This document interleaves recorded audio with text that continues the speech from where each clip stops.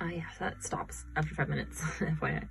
So I'll fix that. But yeah, so anyway, when I was with my ex-husband, I didn't feel like I was living. I felt like I was waiting to die.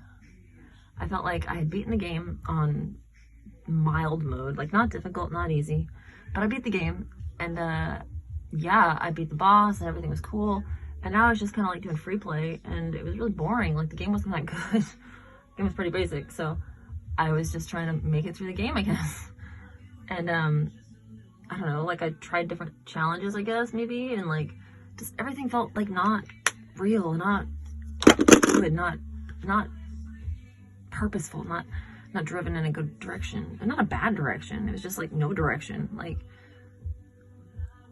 you knew that you had a job and you did your job, and if you didn't do your job, then you just did your job.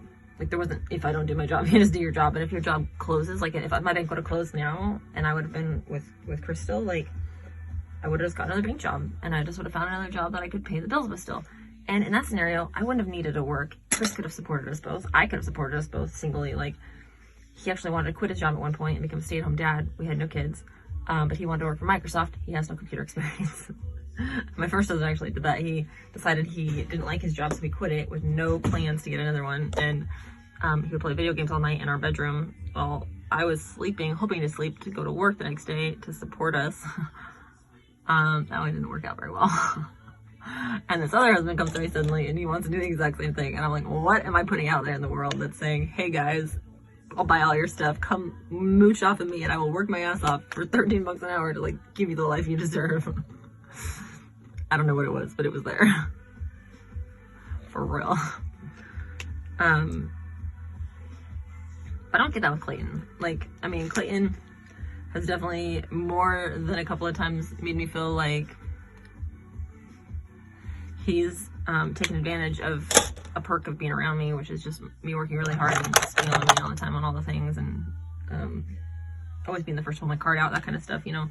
But everyone takes advantage of that.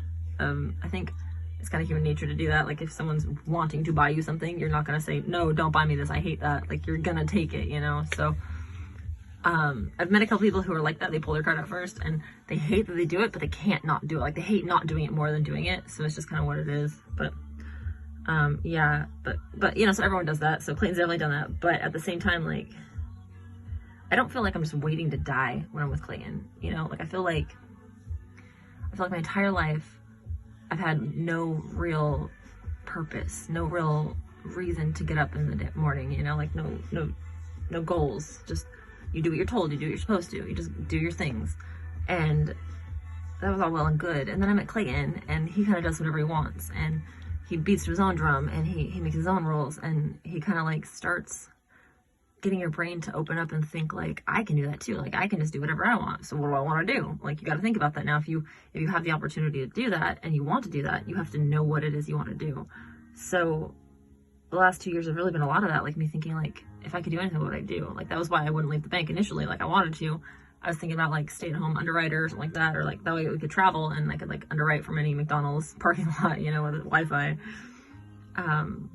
But I didn't know what I wanted to do, you know, so I had to think about it a lot.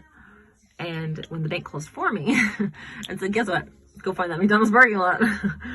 I didn't have a plan, but I knew deep down that anything I wanted to do, I could do, because Clayton has taught me that you can literally do whatever you want as long as you don't affect anyone's day and you don't ruin anyone else doing what they want. You can literally do whatever you want. So yeah, now I've got like online businesses I'm trying to get going, and I decided that I want to write. I don't want to be an author. Like I've always wanted to write. So now that I can actually do that and I can put energy into that, and I have like an outlet that I can do that with that is like realistic and profitable and still exactly what I want it to be, like that's really cool. So it's kind of what I'm working on now. Pretty excited about it. Although today my positive affirmation is that I love to stretch. Me personally, I love to stretch. It's my favorite thing in the whole world. I love stretching all the time. I just like, oh, get it out there. Oh, get it out there. No, we're not keeping it tight. We're keeping it stretched out. Yeah, so good. It's so good. We love to stretch. That is my positive affirmation of the day. I mean, don't hate. I just love to stretch. What can I say? For real though.